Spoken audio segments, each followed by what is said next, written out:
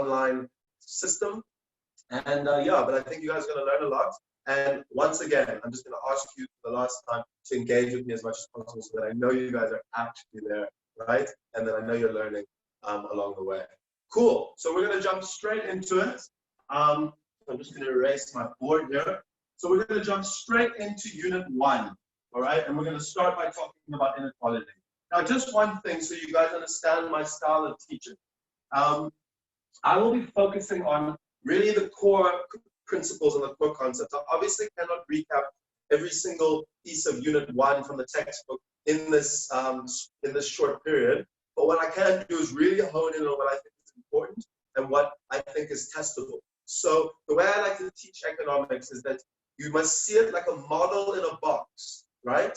Not everything is 100% realistic, and you don't always have to think, but that doesn't work in the real world, right? Don't think about that. Rather, learn your models, right, that exist sort of in a box. Learn the things that govern them, and when you get asked questions, tutorials, assignments, tests, and so on, you then apply that. So what we're doing is we're creating this box. We're going through all the fundamental dynamics that are at play here. Okay, and you're going to really see that come to life in the second and third workshop when we actually go into models, right? Right now, we're going to be going through quite a lot of nitty-gritty details that come out of Unit 1. Cool. So, without further ado, is everyone good? Right? Is everyone set up and feel good? No questions or anything about how we're going to run this thing? Give me a thumbs up for that one, guys. Yeah? All right. Sweet. Cool. So, we're going to begin. Income inequality. Okay? Income inequality. And you obviously should try and take notes along the way. Please do take notes along the way. But also note, you have been sent a sheet of definitions and things like that. And particularly for Unit 1, it's quite heavy, those notes that we sent you. We've got a lot of stuff written there. So you don't necessarily have to write everything down. But I will be going through things on the board. And definitely when I start drawing graphs or anything like that, please make sure you're making notes, right? That is the style that we run these workshops by. Cool. So we've got two types of inequality, right? One, we've got within countries, right? Within countries. And second, we've got between countries. So these come with their own dynamics, right? And what I mean by that is measurements and things like that. So the first one within countries. So to measure within countries, right? The inequality within countries. One of the measurements that is most popular is what we call the 90-10 ratio, all right? So we use the 90-10 ratio. And what the 90-10 ratio is, right? This 90-10 ratio is going to be the average income, right, of top 10% of the population, which is called the 90th percentile. That's why it's the 90, because it's the top. It's the people from the 90 to 100% of our income distribution. So we take the average income of the top 10% and we divide it by the average income of the bottom 10%. So the top 10% is our richest 10%, and the bottom 10% is our poorest 10%. All right, has everyone got that? Does that make sense to everyone? You can give me a thumbs up, or you can type in the chat. Otherwise, I'll assume everything is good. Cool. So now what is a bit of a problem with this 90-10 ratio? We're only looking at the top, and we're only looking at the bottom. So we are missing, right? The major problem is that we are missing the middle brackets. So this is an issue, right? We can't fully rely on this. While this is going to give us a good indication of the type of inequality that the country faces, right? It's not perfect. I hope everyone's good with that, right? So the next thing that we're working with, right, is income between countries. So just in case you don't understand what's going on the board, and I just want to also say this now, if there's ever an abbreviation that I use that you don't know, please type in the chat and just ask me to clarify. AVG is average, all right? But I will be using abbreviations from time to time since I have limited board space.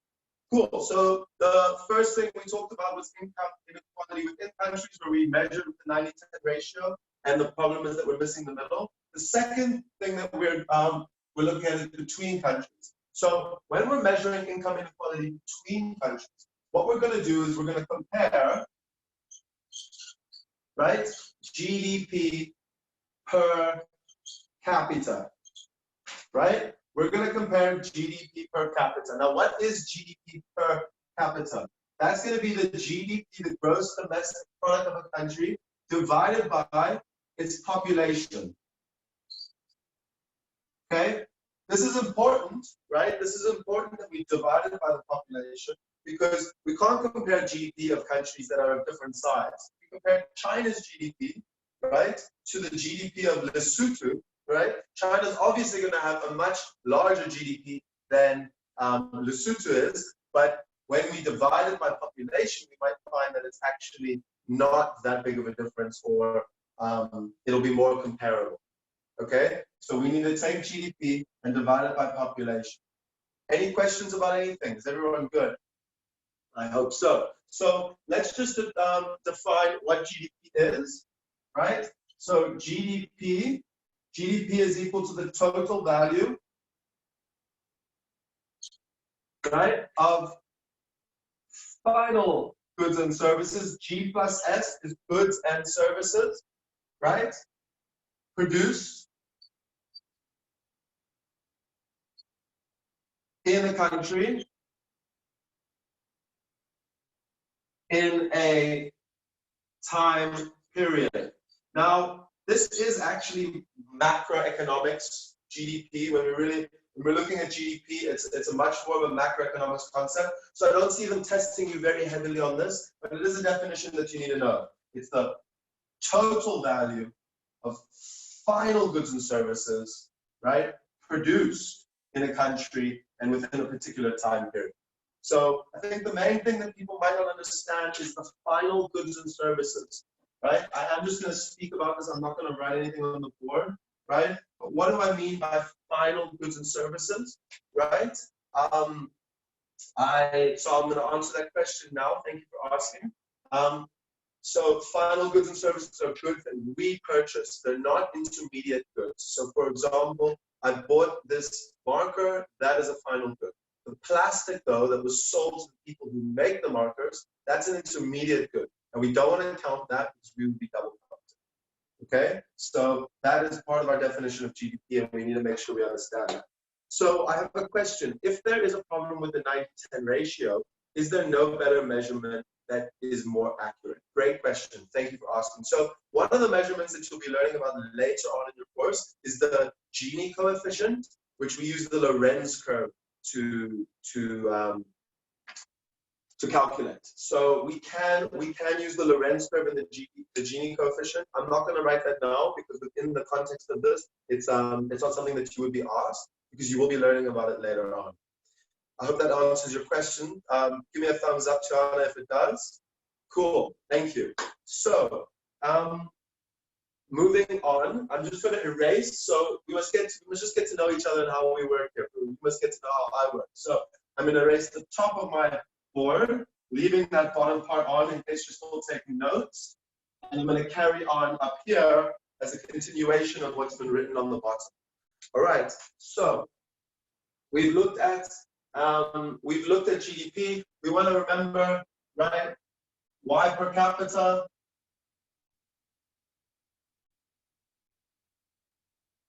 Right? Why are we doing it per capita? Because we cannot just compare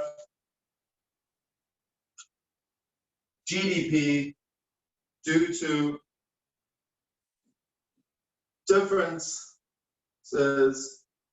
in country size. All right, and when we divide by the population, what we do is we essentially say how much GDP do we split on average per person within the population. All right. and I'm going to answer your question now. Thank you for asking. But I'm just going to finish this off. The last thing is it does not indicate inequality within, which I think is obvious because of how we define it. But why I'm saying this is because you could have a country, for example, with 2 people in it, right? Let's just do a quick numbers in our head. I'm not going to write this because I don't think it's too important for you to actually do as an exercise, more of a mental exercise. So let's say you have a country with 2 people in that country, and one person earns 400 Rand and another person earns 200 Rand. So collectively together they earn 600, and divided by 2, that would be 300. Now, if we took another country where one person earns 0 and another person earns 600 Rand, the GDP per capita would be the same, yet the country looks very different, right, within. So it doesn't tell us anything about, the inequality within a country at all. Another example is South Africa's GDP per capita. South Africa is a highly unequal country where we've got a lot of poor people and a few rich people. And it's very much on a spectrum. There isn't a large middle. So when we look at the GDP per capita of South Africa, the number that we get doesn't really mean a lot because there aren't a lot of people who are earning that number. Most people are earning a lot less, and there's a few people who are earning a lot more. There aren't actually that many people who are earning that amount. So I hope that this makes sense to you. Cool. So there's a question, how do we calculate average income for a decile? Thank you for asking that question. So I'm not going to go into an example of it now, but I can explain it to you. And it's pretty simple. Let's say we have 10 people, right? Person 1 earns 1 Rand, person 2 earns 2 Rand, 3 Rand, 4 Rand, 5 Rand, 6 Rand, all the way to 10 Rand, right? So we've got these 10 people who are earning different amounts. If we were to look at the top 10%, we would be looking at that number 10 person who earns 10 Rand. Now that's obvious, that's easy, but let's say we made it 20 people, right? And we went 1, 2, 3, all the way to 20. The top 10% would be person 19 and person 20. We would then just find the average of their incomes, and that would tell us the top 10% income, average income. Likewise, we would take the bottom 2 people out of the 20 people and find their average income. So if you've got a whole list of people and their incomes, all you need to do is order them first, ensure that you know who's at the top and who's at the bottom, right? Using the number of people, you can identify what portion is the top 10% or the bottom 10% or whatever decile you're looking for, and then you simply take the average of that group of people. Does that answer the question about average income per decile? Give me a thumbs up if it does, right? Or just type it into the thing. Thank you. All right, another question is, in an unequal country, would it be possible to calculate what the GDP per capita is for the majority of the population? Example, South Africa's poor population. So I'm not going to spend much time on it because it's very much outside the scope. Would it be possible? Yes, it would be possible if given enough data, right? But using GDP, we can't quite. So we could make estimates based on what we understand as the share of income, right? So if we know that 80% of the population earns 30% of income, then we could take that GDP calculation, times it by 30%, and then divide it by that larger population. But honestly, I'm figuring this out now in my head. It's not something that you're going to get tested on per se, and it's not something I would worry too much about. But given enough data, it is something you could calculate to be aware. All right, I hope that answers your question there. Any other questions before we move on? Is everyone good? Okay, cool. So apologies, I'm just catching myself here. So we spoke about, we're still talking about GDP per capita. I just want you guys to understand that GDP per capita, the 90-10 ratio, we've finished. There's not a lot to know about the 90-10 ratio, but we are going to continue talking about GDP per capita.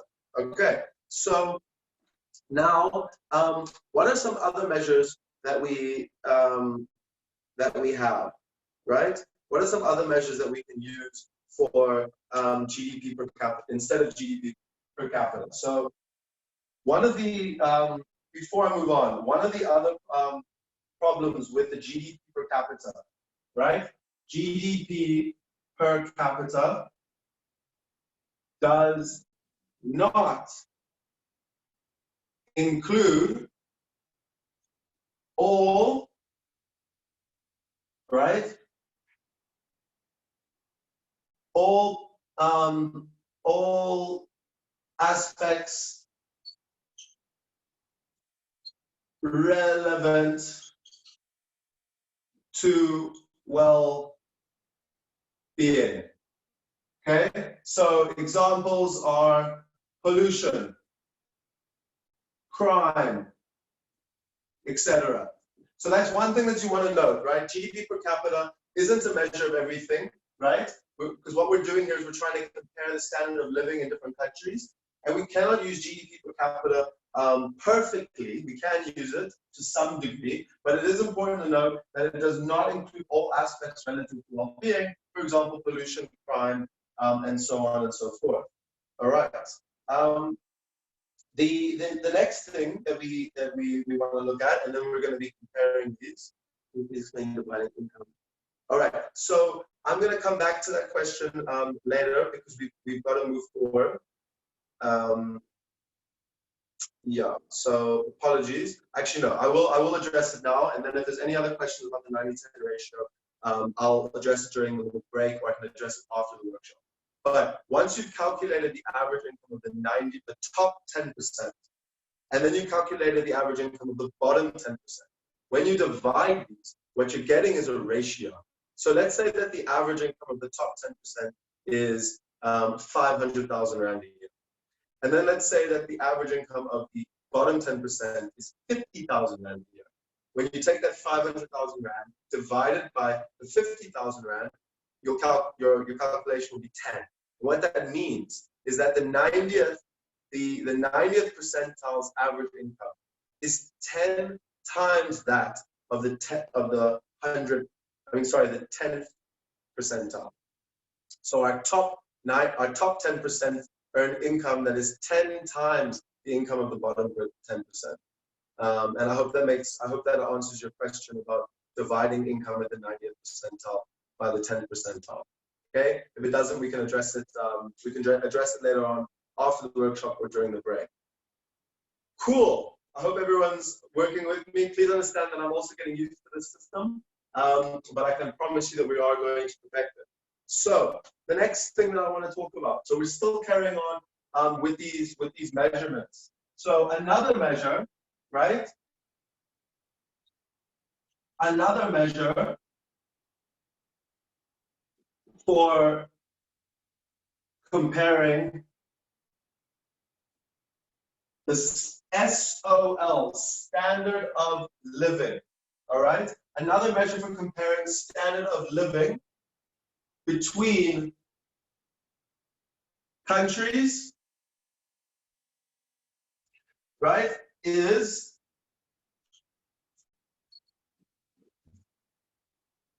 disposable income per capita.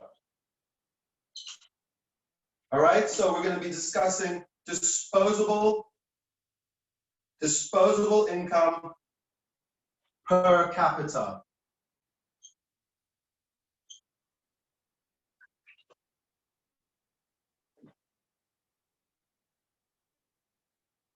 Okay, so why would we be looking at disposable income per capita? I think the first thing to understand is what is disposable income, right? So disposable income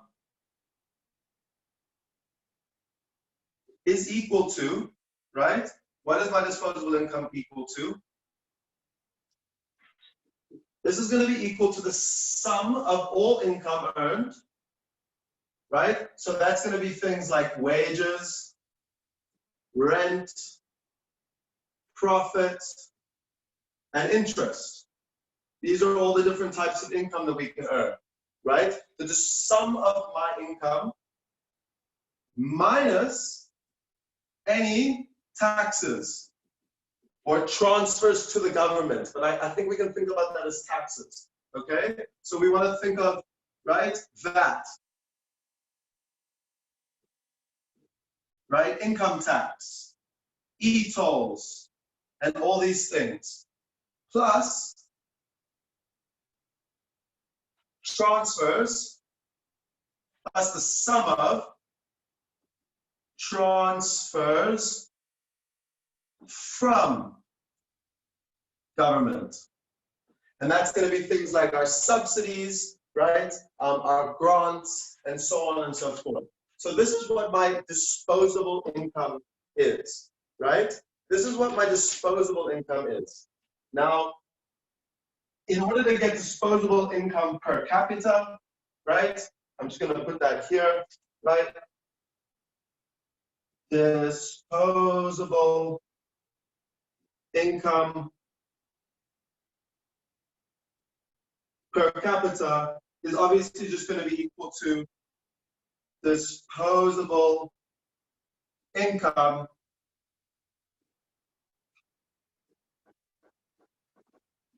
divided by population. Now, I'm not going to assume that everyone knows that, and that's why I'm just going to explain. Per capita means essentially divided by population. So whenever we speak of something per capita, we're talking about that thing like disposable income, and we're dividing it by population. All right. Do we follow this? How's everyone doing?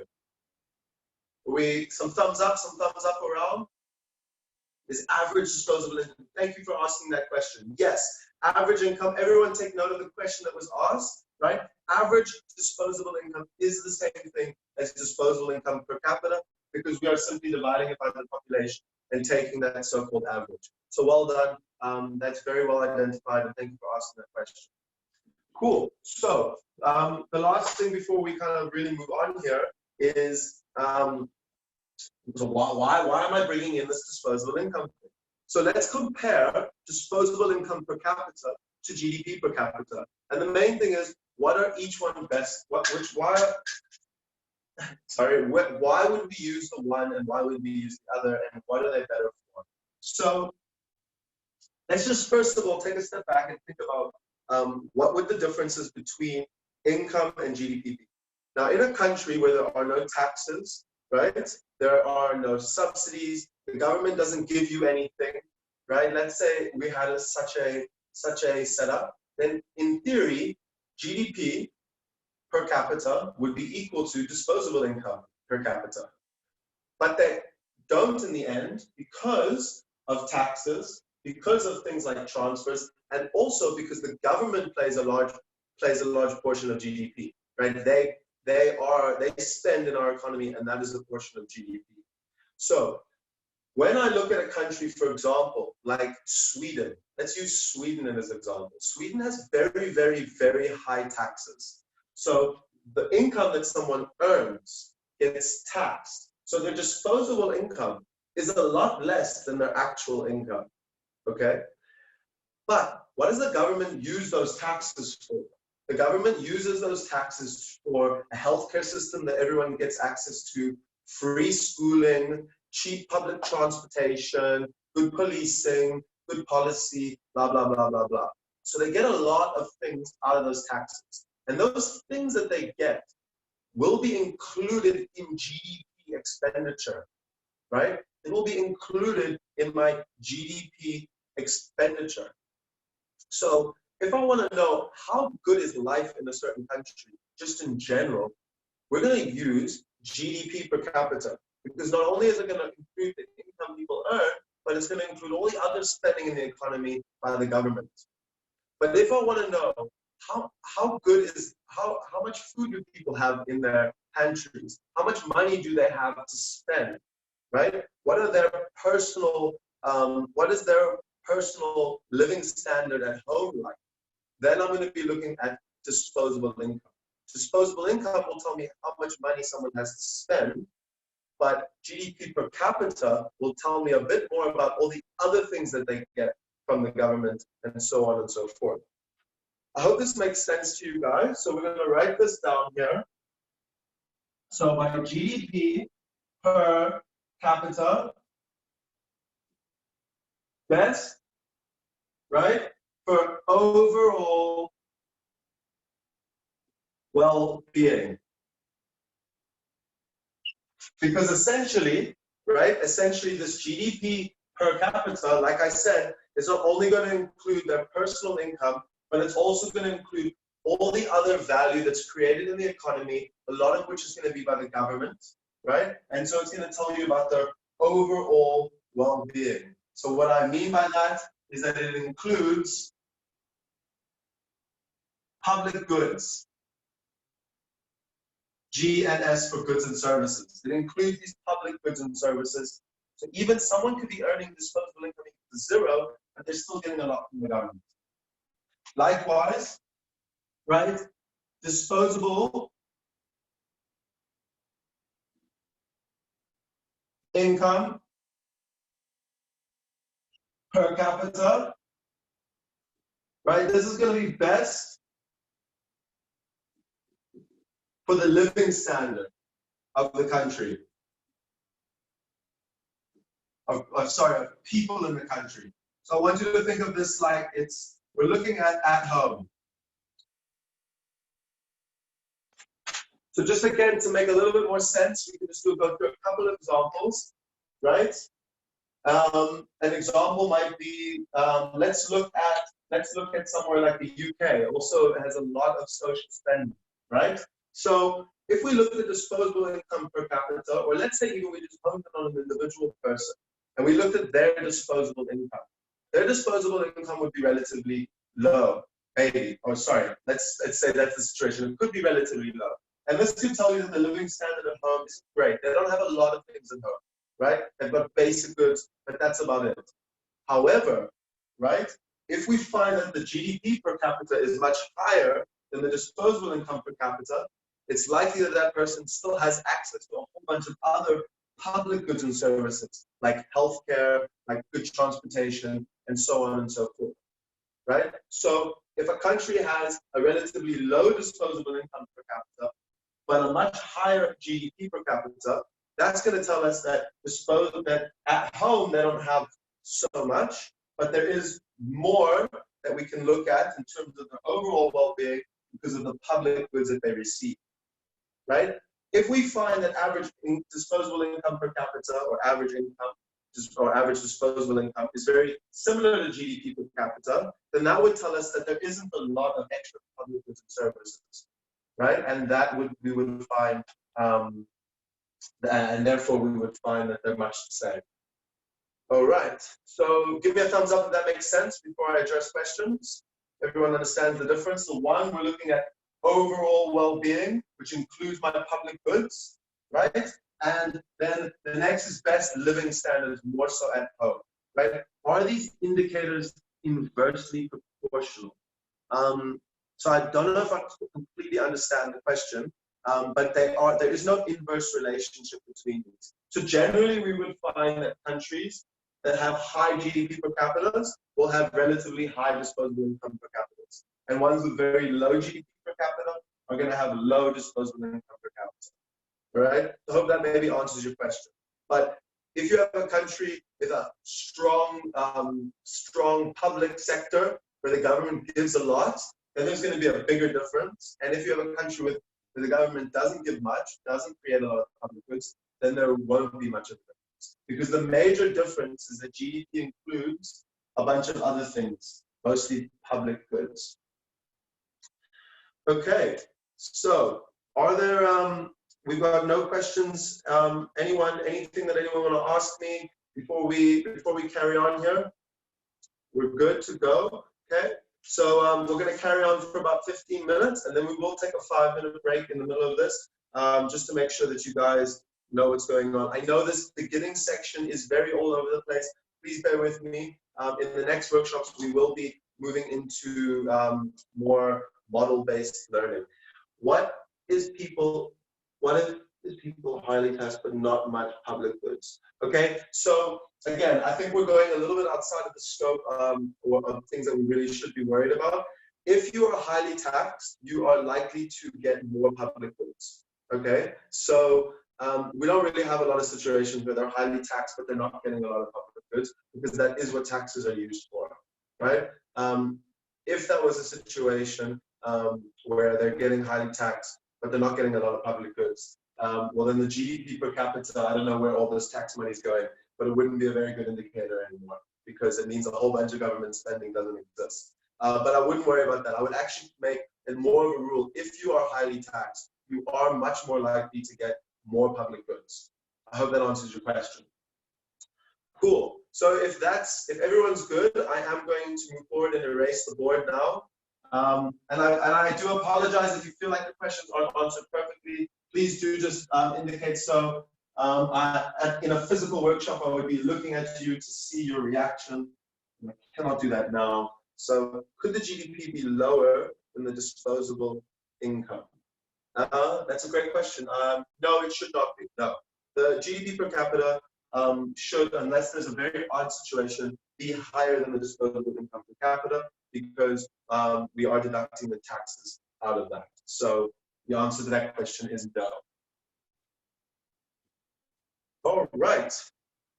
So we are moving forward. And we're going to just quickly discuss the difference between nominal GDP and real GDP. All right. So if we're looking at nominal GDP versus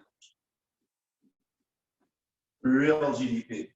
Okay. So this we're going to cover very shortly. The nominal GDP, right? When we're talking about nominal GDP, what we're doing is we're measuring GDP in current prices. So P for prices, right? We're using the current price level, whereas real GDP is GDP in constant, or we're going to call base year. Actually, no, we're going to use the word constant prices. So why would we do this, right? Why would we make these different measurements? Okay. What do I mean by this? So nominal GDP is the GDP that we are used to seeing. When we get the GDP figures at the end of the year, right, we're going to see nominal GDP. So we can think of nominal GDP as the current prices times by the quantity of output. So this is going to be my my output, the goods and services that I produce, right? Whereas real GDP can be thought of more as just the actual goods and services, right? So in nominal GDP, right, nominal GDP can changes if output or prices change.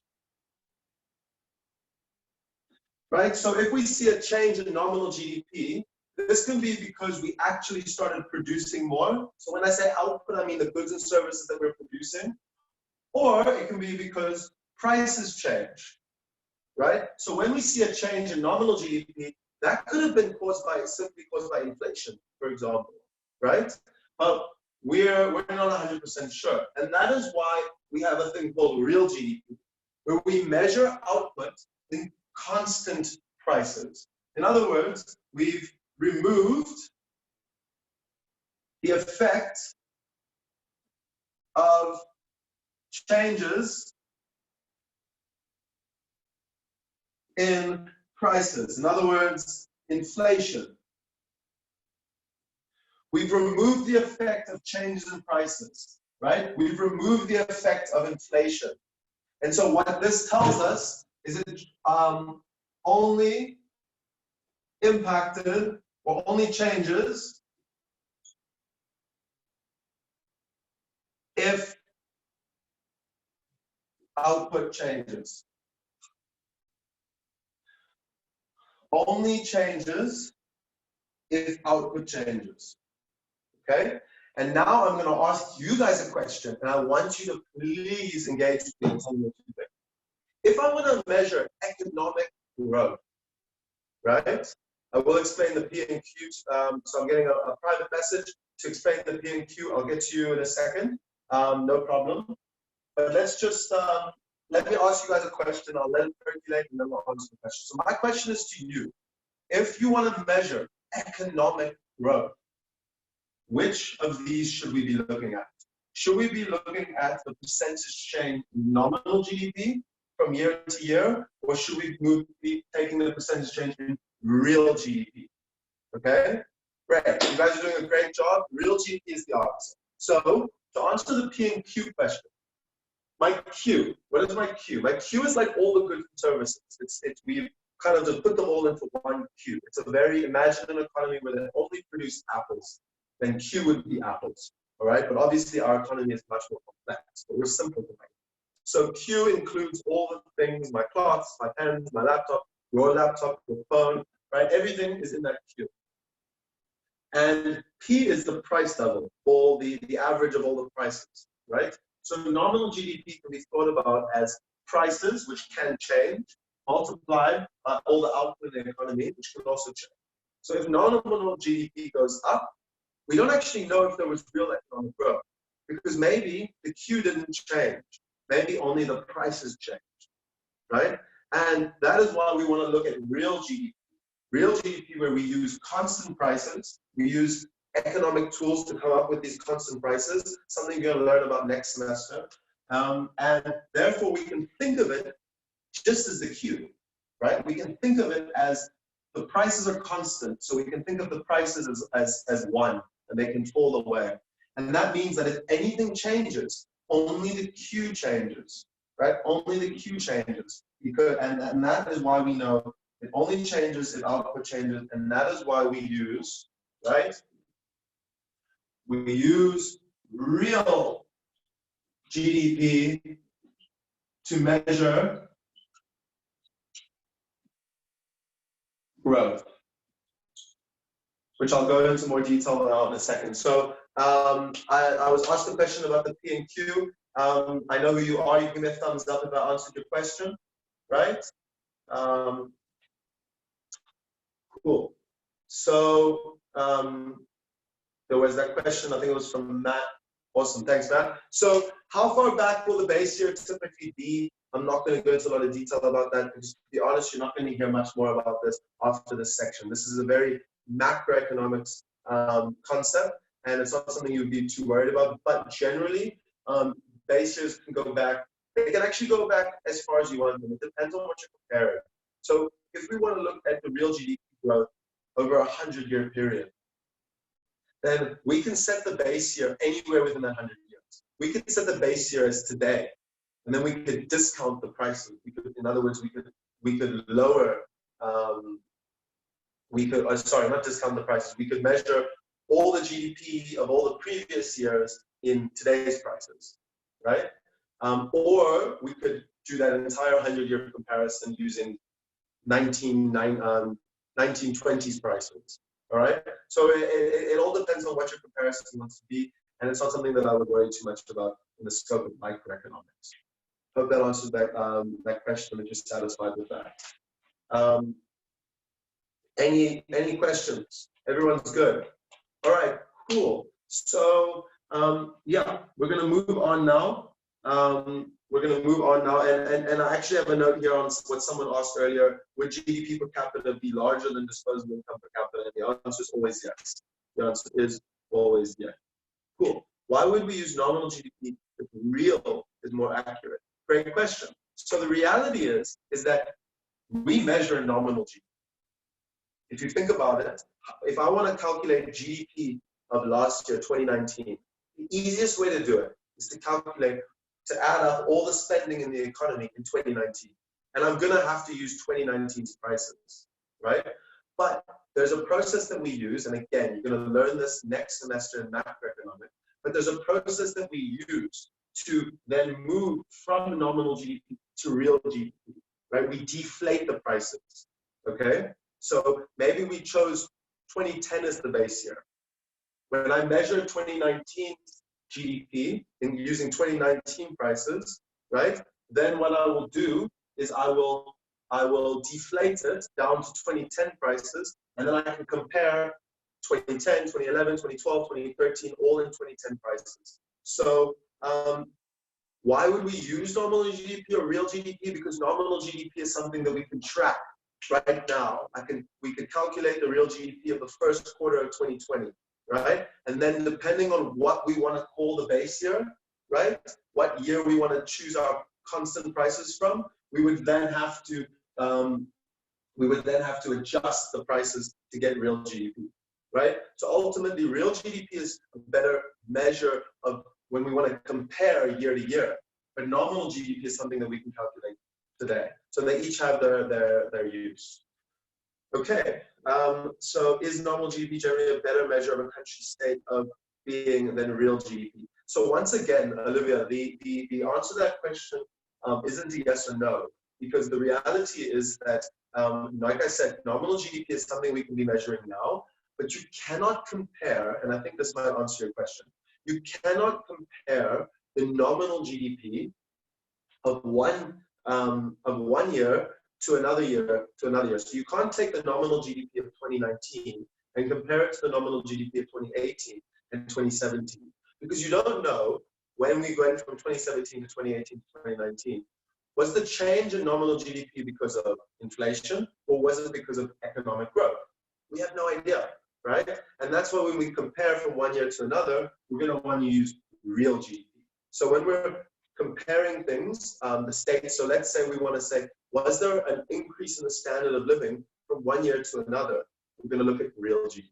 We are not going to look at nominal GDP. And is real GDP used mainly just for comparison purposes? No. Well, yes and no. So it's a great question. It is, yes, in some way. It's used for comparison between countries, but more so it's used for comparison from year to year. So when you hear about 4% GDP growth, you're looking at real GDP. Right now, because of this COVID-19 crisis that we're experiencing, they're expecting a 4% decline in GDP for the year, right? That would be measured using real GDP. We would be looking at a 4% drop in real GDP. So yes, when we're comparing from one year to another, or if we're comparing countries, we're always going to be using real GDP. So I would say that real GDP is a better measure in terms of comparing and moving around, but I wouldn't hold on to the word better too much, because they each have their purpose and their use. Cool. I hope that answered the question. If there is anything else, I think now's the time. Otherwise, we're going to move on to one more thing and then take our break. All right. So I really try to focus on what I think are the most important parts of this inequality and GDP and comparisons and so on. It is very theory heavy, which I find is useful for me to explain, but you will see as we move on, when we start drawing graphs and things like that, that's where you're going to find me more and more useful. So we're going to start drawing graphs now, but what I wanted to say was, look at the notes. So you've all been sent notes, and they're quite heavy on this section. So a lot of your answers might be answered in the note section. There's a lot of definitions in the note section as well. Cool. So one last time, I'm going to explain the purpose of nominal GDP, because I've been asked to on a private message. So the purpose of nominal GDP, it doesn't have a purpose so much as it is what we measure now. We use current prices to measure economic activity now. So if I want to know what does the economy look like, what did the economy look like in the first quarter of 2020, all the data that I have available would be measured in nominal pricing. In other words, they will be using the prices of that day, right? Current prices. We would then want to turn that into real GDP if we wanted to compare it to the quarter before and the quarter before that and the quarter before that.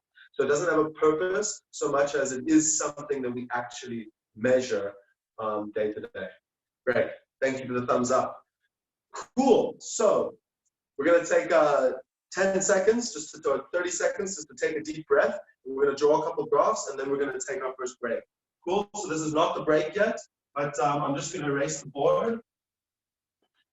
You can take a moment to just get everything in order. I hope you guys are finding this helpful and useful. Okay.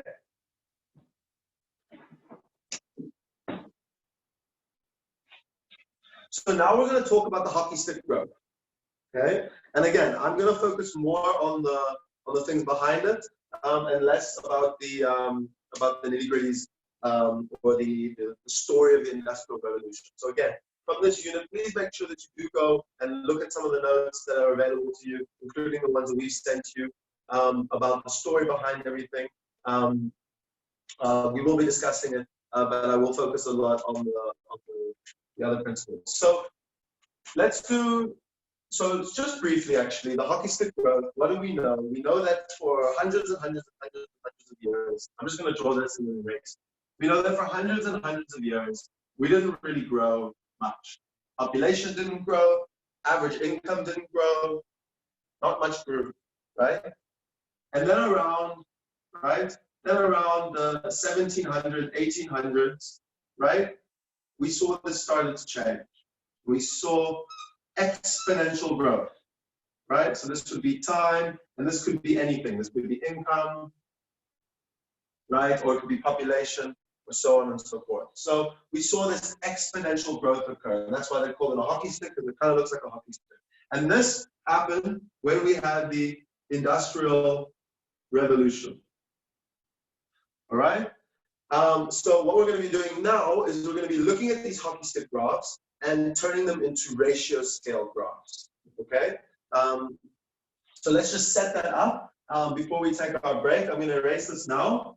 So what I want you guys to do is I want you to draw two graphs, one on top of the other one, right? We want to have one graph here and another graph here. Cool. So what we're going to be looking at is GDP per capita on both the graphs, okay? And these are just going to be years. Okay, we're going to do year 1, year 2, year 3, year 4, year 5, year 6. We'll go to 8. And we're going to do the same thing down here.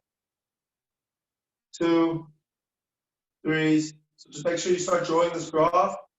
5, 6, 7, and 8. We're also measuring GDP per capita here as well. Okay, so let's plot a graph. So let's say that we first look at South Africa, and let's say that South Africa's GDP was doubling every year, right? So every single year we saw GDP double. It would be fantastic. It's unfortunate that it's not happening, but let's say it did. So let's say we started at year 1 with 100. Then what would we see at year 2? How much GDP per capita would we have in year 2 who's doubling every year, right? We would have GDP equal to 200.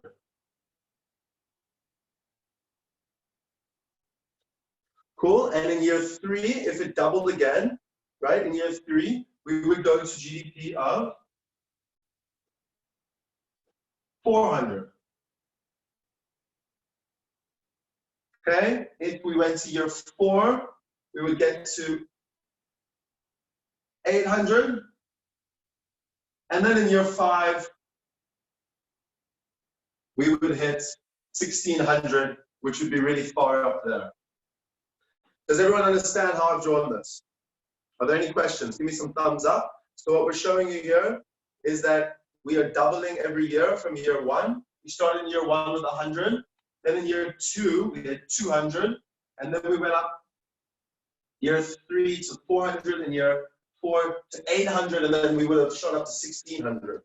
Okay? So what we're seeing here is we're doubling every year. We've got a growth rate of 100%. We will write these things down later, so don't worry about the growth rate. But we grow by 100% every year.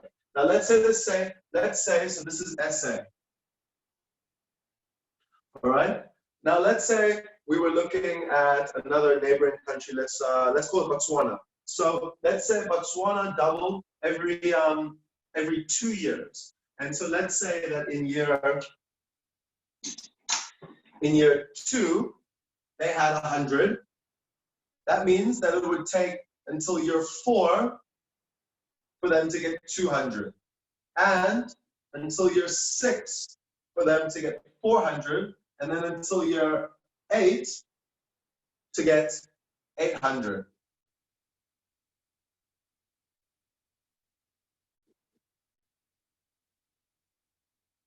All right, so this would be what we call a conventional graph, where we're measuring it, where the axes have a regular scale. We go from 100 to 200. You can imagine that there's a 300 here, 400, 500, 600, 700, 800, right? I'm not drawing it perfectly, but you get my point.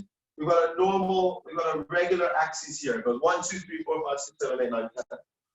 What we're going to be doing after this is we're going to be creating what's called a ratio scale. We can do this after the break. We're going to create what's called a ratio scale graph. And in this ratio scale graph, on the graph itself, we will go where we go from 100 to 200. And on our graph, the same distance from 0 to, or from 100 to 200, we will get from 200 to 400. And the same distance from 200 to 400, we get to 800. And the same distance from 400 to 800, we get to 1600. And if I were to do it again, it would be 3200. All right? So I'll explain how I actually just came up with the numbers myself, so I will explain it to you in a second, Olivia. But for those of you who are with me, we're going to take a break after this. So if you understand everything, you can get up and stretch your legs. We're going to have a 5-minute break. We begin at 10 minutes past 11. Okay? But on this axis, we went from 100, 200, 400, 800, 1600, 3200. So what we're doing is we're doubling. Even though the distance on the graph, right, is the same, each time we go up by 1 step, we double. Whereas on the graph above, it's normal. We go from 100 to 200 to 300 to 400 to 500, 600 to 700 to 800. Okay, and all I did to plot the Botswana graph is I was just saying we're doubling every 2 years. So it took us to go from year 2 to year 4 to go from 100 to 200, and from year 4 to year 6 to go from 200 to 400. So we only doubled every 2 years. Okay, this is the kind of graph that you might be given and then asked to draw a graph below, or vice versa. Okay, so this would be information provided to you already. Don't stress too much about how I plotted it, rather just plot it, and then you're going to want to know more about how do I plot the graph below. All right, cool. I'll take more questions now, but for everyone else, we've got 4 minutes of break left. So we're going to start at 11:10 at 11:06 on my computer. So yeah, just go run to the bathroom, go to the kitchen, make yourself a quick cup of coffee if you need to, and we'll start again at 10 past 11. I hope you guys are finding this useful. It isn't quite as enjoyable because I can't see you all, but I do hope that you're finding it good. So if you have any questions, I'll be chilling here for now. Just drop them in the chat room, and we'll reconvene soon.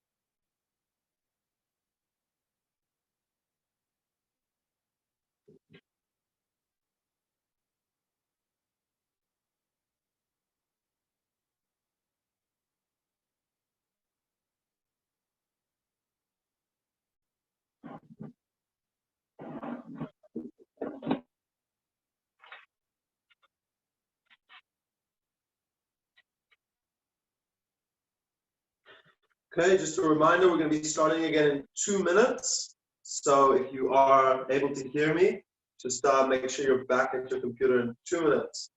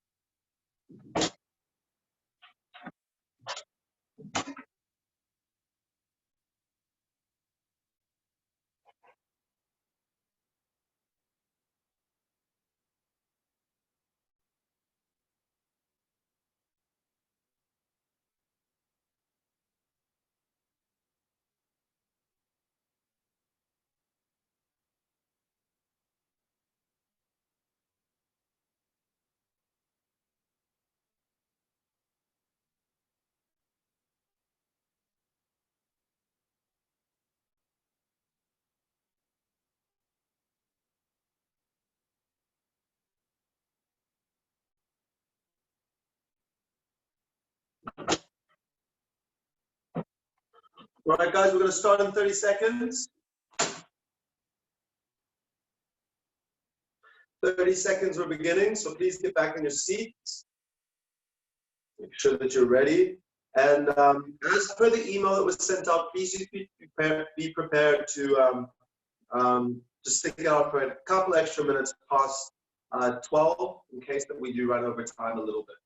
I will be trying hard not to run over time in future workshops, but at times it is difficult because of the setup here. So, all right, cool. Have I got everyone back with me? Just give me some thumbs up if we're with me, please. Just show me that we're around. Cool. That's about half of us. All right. I think that that's enough for us to keep going. So I hope the rest of you will get back soon. Hello. Awesome. Cool. Thank you. Great. So, right, let's carry on. So what we're looking at here is a conventional graph, okay? So this is a conventional graph. So what do I mean by the conventional graph? I mean that it's just, it looks normal. There's 100, 200, 300, 400, 500, 600, 700, 800. Right? Every time we go up by 1 unit on the graph, we're seeing the same change. Okay? So we're not, in other words, it's linear. I think that's the right word to use. It's linear. Okay, it increases at the regular rate. Now over here, what we've got is a ratio scale graph. Now that means it is logarithmic. Not enough space there, right? It is logarithmic. Don't stress too much about logarithmic, although you guys should have learned some of this in math. But logarithmic just means that it's increasing at a certain scale. So rather than going up by the same absolute value, here we're seeing it doubling. It's times 2, right? Oh, sorry. So to answer the question, Tuana, is I think that there was a typo in the note. So conventional. It's just conventional means like normal, a conventional way of doing things. All right. So it's a conventional graph. Here we've got a ratio scale graph, which is logarithmic, where the log here would be 2, right? We'd see that it's doubling. So it's It's at a log scale of 2, it's times 2 as we go up. All right, cool. So why would we want to use logarithmic graph? Before I move on and we find it and then we carry on with the workshop. As you can see here, this graph is about to disappear off of my board, right? If I were to double from 800, I would go to 1600. So we need a graph that's this big. And then if I want to show the next doubling, I need a graph that's twice the size of that, right? So when we start to have exponential growth and we see curves start to turn and go up, which is very relevant to what's going on at the moment with coronavirus, right? We have these curves that start to shoot up. They become very difficult for us to read, right? In that situation, when something is going exponential, the most important thing is the growth rate. We need to know, is it doubling? Is it tripling? Is it increasing by 50%? How fast are we going up, right? And it can be quite difficult to read on a graph like this when we start to get later on. But when we essentially squash the axis, the y-axis, right? So remember, on the y-axis, we're measuring GDP per capita. All I've done is essentially squashed my graph. I've taken the one 3,200 would be above, way up here, and I've essentially squashed it so that every time we go up, we are doubling. Okay, I think I've pushed that point hard now. So now, let's say we wanted to graph this, okay, on our logarithmic graph that goes up, that doubles with each one. So for South Africa, I would start at 100, and we're really just matching the numbers here, guys. Then for year 2, we went to 200. Year 3, we went to 400. Year 5, we went to 800. Year 6, we went to, I'm sorry, year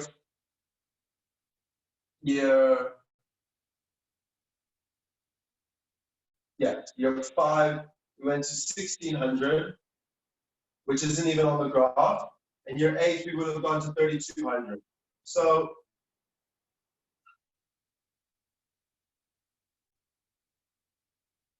that should look like a straight line. That is South Africa's, right? That is South Africa's same GDP per capita graph, but on a logarithmic scale, okay? So now what we can see is that it's doubling every year very neatly. We can see it as a slope of 1, and since the graph is doubling every year, a slope of 1 tells us that it is doubling every single year. Now, when I measure Botswana, I'm looking at it took until year 2 for them to get to 100. Then year 4 got to 200, right? Year 6 is where we got to 800. And it was only by year 8 that we managed to get to 1600. Okay, so this one is going to be my Botswana. Right, this is my Botswana graph, my Botswana curve. All right, so why would we do this? Again, the reason that we've done this is because looking at this growth on the conventional scale starts to get very out of hand, and we have a struggle. We struggle to read it properly. But when we look at this graph, it becomes much clearer to us.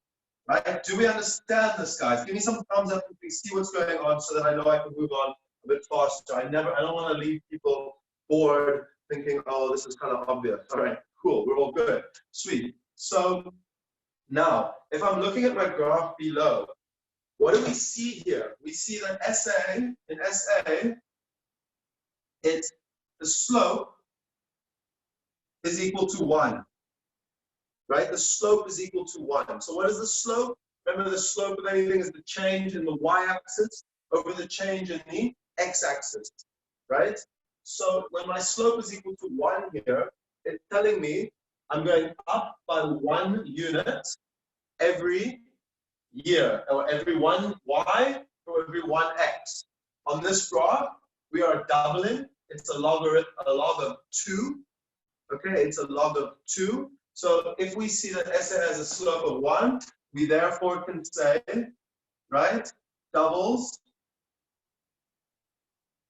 every year. Does everyone understand this and what I am saying here? Right? The slope right? We see here South Africa is 1, right? Likewise, if we look at Botswana's slope, right? If we look at Botswana's slope, it's it's 1/2, right? It's 1/2. So Botswana, I'm just going to put bot, slope is equal to 1/2. So, and I will answer that question now. So what that means, what this tells us, therefore it doubles. We go up by 1, which is a double, but it takes us 2 years to do so. So it doubles every 2 years. Okay. Does this make sense to everyone? You should be able to essentially look at logarithmic graphs, right? We'll be given information about a logarithmic graph with a slope and be able to answer questions about how does it grow? Does it double every 2 years? Does it double every 1 year? And so on and so forth. Another thing is, if SA doubles every year, I wish I had more board space here, but what is that a growth rate of? That's a growth rate of 100%, okay? So SA growth equals 100%. Every year, we see GDP double, which means it grows by 100%. We go from 100 to 200, so it doubled, but the growth was 100%. Whereas Botswana growth, we have to take the average. It takes 2 years to get 100%. So what that means, right? What that means is that the growth rate is 50%. Okay, every year it grows by, on average, 50%. Cool. So I'm going to explain the log aspect, and I'm going to explain why is the y value 1. Would it not be the difference in the y value over the difference in the x value? So thank you for that question. So I'm actually going to first answer the slope question. So the public question that Olivia has asked, everyone can read that, right? I've just used this as 1/2. It's oh, I see what you're saying. No. So when we're measuring it like 1 and 1 and 1/2, we're treating this like 1, right? Each unit here is like a 1. Okay. So we're just showing that if you have a slope of 1 on a logarithmic graph, then that means that we're doubling every year. So when I say 1 here, I mean more not ignoring the values, but rather looking that we're going up along the scale from the first to the second to the third to the fourth to the fifth to the sixth. Okay? The reason that we have to treat it like this, and rather than looking at the actual values, because if we started to look at the actual values, then there would be no difference between what we measure down here and what we measure up here, right? Because we would be from 3200 to 1600, we would be dividing by 1600, or we'd be putting 1600 on the top of my slope calculation. Okay, I hope that answers the question for Olivia. Cool. So then the main thing that the other question that I had about the logarithmic graph, I'm going to address that here. So what we see is we go up by ×2, and then we go up again by ×2, and then we go up again by ×2, ×2, ×2. So my log of 2. Right, I got a log of 2 because every time I go up, it's ×2. Right, you might see other graphs where it could be ×10. We go from 100 to 1,000 to 10,000 to 100,000, right, to 1 million to 10 million, and so on and so forth. So that would then be a log of 10. So this is a log of 2. So it's very important because they could basically give you words. They could explain this in words to you and ask you questions that you'll have to be able to answer. All right, cool. Does anyone have any questions about anything that we've done here before I erase the board? This is some more technical stuff, and it can be quite difficult. So if you do have any questions, please let me know now. I'm going to keep rambling on about questions to give you time to type them. So if we don't see any questions soon, We'll move on. Otherwise, the rest of you, if you're good, just give me a thumbs up. So I'm addressing the next question. With ratio scale, is it not necessarily always going to be doubling? Thank you. So no, it is not always going to be doubling. Sometimes it's going to be increasing by times 10. Sometimes it could be increasing by times 5. The more regular ones that we do see is times 2, times 10, maybe times 100, depending on how intense the exponential growth was. All right, so definitely not going to be always doubling, and it's very good that you asked the question. All right, cool. Everyone's good. Going once, going twice, and we're going to move on. Cool. So the next question I had was, if ratio still increases by a higher number, will the growth be a higher percentage? Now, so remember here, we're increasing by larger amounts, but every time it's still double. So we go from 100 to 200. So that's a growth of 100%. 200 to 400 is a growth of 100%. 400 to 800 is another growth of 100% times 2. Okay. Is the Y value used for growth percentage always 1? When you're looking at it like this, yes. But remember, when we said 1 over 1 in terms of the slope, we understood the Y1 as doubling. So it's also relative. So for Olivia's question, is the Y value used for growth percentages always 1? I want you guys to think about the Y value as a 1 when you're measuring the slope on the graph. But in this graph, we're doubling. So 1 means doubling. If this had been a log of 10, then going up by 1 on this graph would have been times 10. But yes, we're always going to be looking at that Y value there. So I hope that answers the question. Cool. The alternative way to get growth, which I think is also a very important thing to write down, so I'm actually very glad that you asked that question, is GDP growth, right? And I'm not going to write these out very often because you should know this. What is a percentage change, right? So percentage change GDP. How do I calculate the percentage change in GDP? I'm going to take the new minus the old divided by the old and times it by 100. Okay, so that's why I've been able to say, right, 100% growth, because when I go from year 1 to year 2, we go from 100 to 200. 200 minus 100 divided by 100 times 100 is 100% growth. When I go from 1600 to 3200, right, that's going to be 3200 minus 1600, which is 1600, divided by 1600 times 100, 100% growth again. So just make sure that you know, whenever we're looking at the percentage change of anything, or the growth in anything, we're taking the new minus the old over the old, multiplying it by 100. Right? What happens when growth doesn't increase by the same ratio every year? Was a question that was asked me privately. This is a fantastic question. We're moving into the next part of this whole explanation, which will address that. All right. Cool, guys. Thank you. I just want to let you know, like I said, we do have the potential to run slightly over time today, which is, please be prepared to go over time. I'm going to try and keep it within a maximum of extra 20 minutes or so. We did start a bit late, but I just want to make sure that everything is done properly. And again, as I get more accustomed to using the setup, you will see a lot more efficiency in these workshops. But we are getting some good headway done. So the last section is going to be very theory based. So now I'm going to do another example. So let's do an example. Okay, let's say we were looking at, right? So this is going to be GDP per capita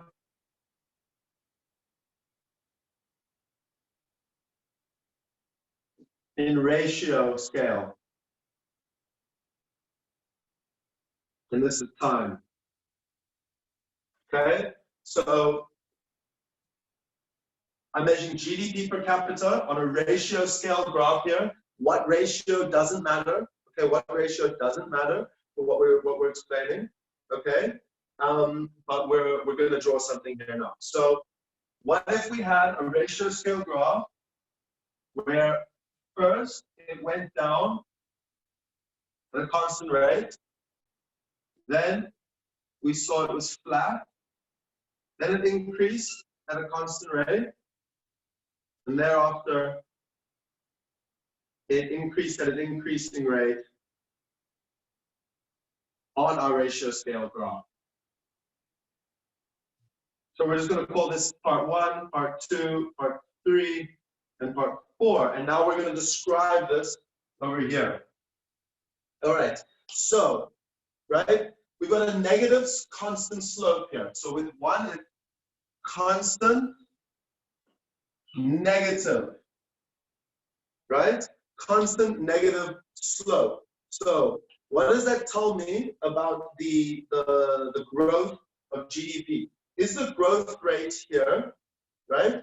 Is the growth rate here positive or negative, everyone? What do you guys think, right? I think it's quite clear that we're going to have negative, okay? So we have negative growth, right? We have negative growth, and is the growth, the negative growth, is it constant or is it changing, guys? Please give me an answer. What do you guys think? Do you think that it's decreasing at a constant rate of, let's say, 10%? Or is that rate changing? Is it maybe 10% and then 8% and 5%? It's constant, right? Very good, right? So we see it constant. Fantastic. Now the second one, right? We see it constant growth equal to 0. Okay? So we got constant 0 growth, right? So what is that going to tell us? It's going to say, right, no growth. Okay, no growth, constant percentage change equal to 0. All right, so we've got constant growth of nothing, right? So we've got a 0% growth rate, and that isn't changing. Okay, what about in the third situation, right? The third situation is what we had, right? We have remember, so what do we have? We have a constant positive slope. Okay, so what is a constant positive slope going to tell me, right? A constant positive slope in this situation, right, means that we have constant growth, right? So we have constant positive growth. So for example, 10% every year, right? That is what we did earlier. But now, on the last one, and this should address one of the questions, what happens if it's not a straight line? What happens if on a ratio scale, it doesn't look linear? But we actually see that on a ratio scale, it's increasing at an increasing rate. What is that going to tell you? Well, I have one question. What is the slope? What is the slope? Even if you can't answer the question in the chat, just think about it. What does the slope here tell us on a ratio scale? The slope tells us about the growth rate. So here we had a constant negative growth rate. Here we had a constant 0 growth rate. Here we had a constant positive growth rate. Here we are going to have an increasing positive growth rate. All right? So it's an increasing positive growth. So what do I mean by that? I mean, for example, 2011, it's 10%, but then 2012 is 15%, and then 2013 is 20%, and so on and so forth. So if this was what we saw on a ratio scale graph, it would tell us that we have a super exponential. Not only is it constantly having a growth rate that increases it, like a positive constant growth rate, but now right? We see that it's increasing at an increasing rate. Cool. So can we have a decreasing positive growth rate? For sure. So it would be just the opposite of this. Rather, it would be increasing at a decreasing rate. So these aren't all the possibilities, but what these possibilities that I've shown you are some big differences so that you can compare moving forward. No, the percentages of these, this was just my example, okay? It's just saying that it's increasing. The 5% means nothing, okay? It just means that it's not constant. So here, for example, along section 3, we had a constant positive growth rate. And over here at section 4, all I can tell you is that the growth rate from year to year is increasing. So it could be 1% to 2% to 5% to 10% to 80%. We don't know. We don't know exactly, but we do know that that it's increasing. All right. So to the two people who just asked questions, do we get a thumbs up? Do we understand that? So Anna and Olivia, yes. Cool. Fantastic. So I think this is a really useful exercise. And what I would maybe then go do is to try and draw this on a conventional graph later. So an exercise for you to do later is to draw this on a conventional graph. Cool. So I know that it might seem like we haven't gotten very far, but I want you guys to note that in the first few sections of Unit 1, that they bring up tons of stuff that is testable. The stuff that we do afterwards is very simple. I'm going to talk through a lot of the stuff that we have in our notes before we end this workshop. I just want you to note that this is the stuff, this is the meaty stuff, the nitty-gritty stuff that they could ask questions on. Okay, cool. One other question, but does each year increase by the same percentage, or can the percentages fluctuate every year? So again, I do know that every year the percentages are increasing.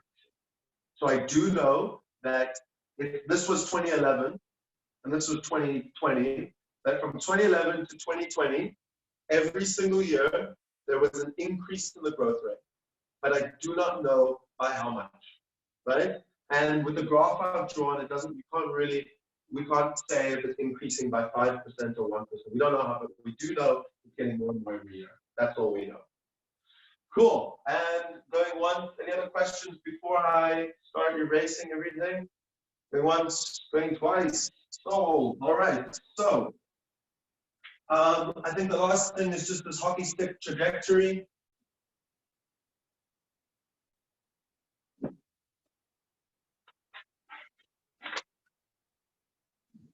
So the last thing about this hockey stick trajectory is just a bit of note stuff, right? So what we've seen is that there was, right?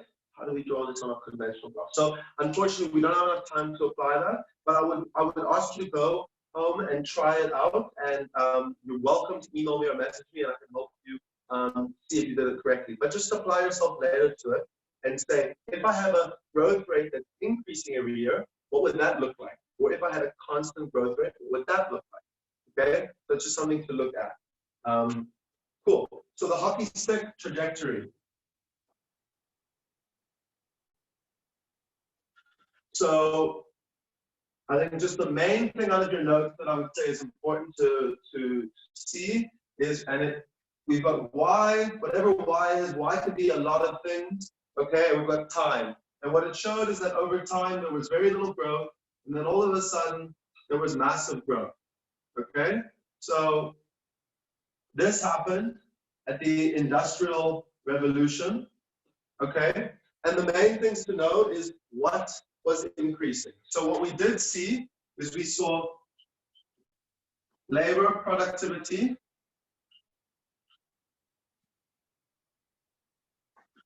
right? Labor productivity increased at an increasing rate. Okay, I'll answer that question now. The next thing was GDP per capita. Okay, we also saw pollution increase at an increasing rate, and we've seen connectivity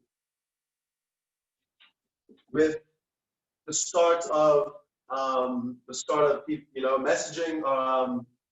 Old school ways of governments communicating, and then being able to phone each other from one side of the world to the other, or even starting before that with letters. You were able to send letters on a boat, and then you were able to phone, and then we had Instagram, and now we're here today on Zoom.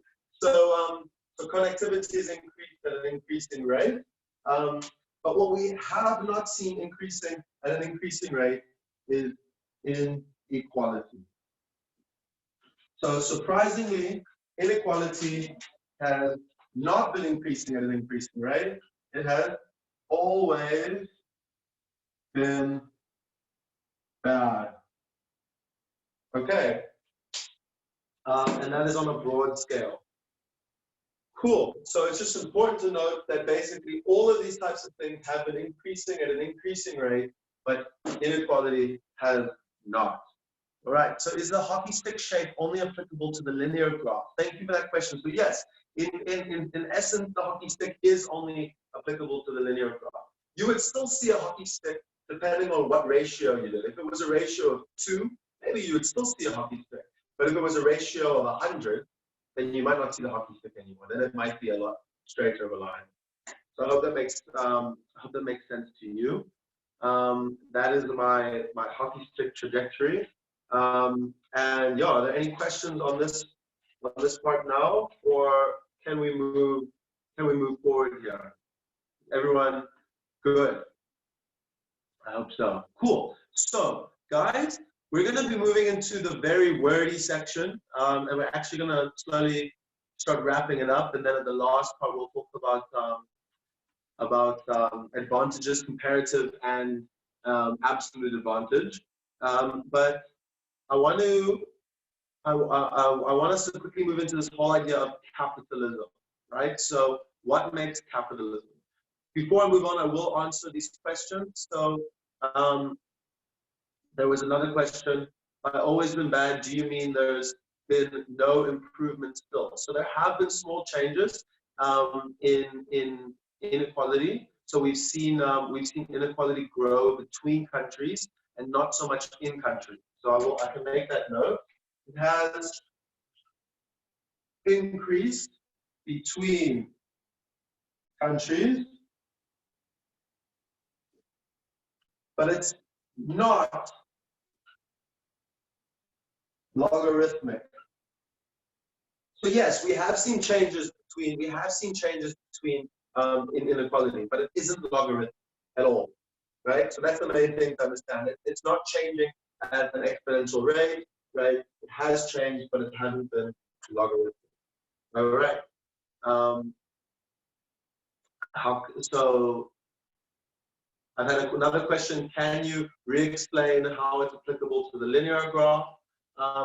So this is my linear graph showing that it's increasing at an increasing rate, right? And we could create a logarithmic graph, and if we found what the log of this was, we could then try and get a straight line out of that. Cool. I am going to move forward from this section. And if you have any other questions, guys, just message me privately. You can chat after the workshop, or you can email me, and I can have a WhatsApp chat with you as well. Those are all the options, but I don't want to get left behind here. What I will do at this point, actually, is in the bottom corner, I will write down my phone number. It is 076 520 3372. If you remember, my name is James. Okay, so if there's anything that's unclear after this workshop, just pop me a WhatsApp message, and then I'll chat with you, or I'll send you a voice note explaining things, and we'll sort it out. The one other question was, does population have a effects in the Industrial Revolution? I'll just, yeah, very good, thanks. Population is also growing. So these are just a few major examples. There are tons of things that have seen hockey stick growth, okay? And I implore you to go look at those and look them up. But I don't think it's worth our time discussing those much further. We're good. Thumbs up, everyone. Give me a thumbs up if we're cool to move on. Cool. So I will start erasing my graph here. Remember, you can take my number down. So we're going to start moving into capitalism and private property and all that jazz. So it might be worth on the side, if you can get the video on the side, to whip out those notes that were sent to you over email, okay? You might want to just take a look at those notes that were sent to you over email, because we're going to be discussing a lot of things that are there, and I wouldn't want you to be spending too much time writing if you don't think it is necessary. So we're really just going to be going through a ton of definitions quickly, and then we're going to move on. So what I'm actually going to do is for some of these I will write some maybe some summary definitions on the board, but otherwise I might just speak with you about it, and if everything's good, I'm going to move through it as quick as I can so that I can get to the comparative and absolute advantage section, because that can be a bit tricky, and I want to make sure that everything is understood well. So let's begin by talking about just in general capitalism, and let's start talking about technology. So what is technology, right? So technology is a process, right? Technology is a process of turning inputs into output, okay? So if we have an increase in tech, you're going to often see me drawing things like arrows like this. It means there's an increase in tech. What an increase in tech means is an increase in efficiency, which essentially means increased output with same inputs, okay? So the whole point of this industrial revolution was that we had massive technological growth.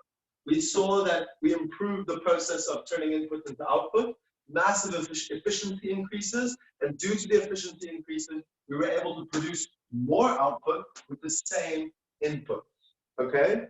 And where we're kind of going with this is that there is causal evidence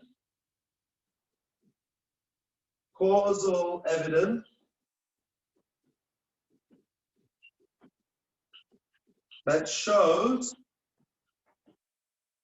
that capitalism induced or caused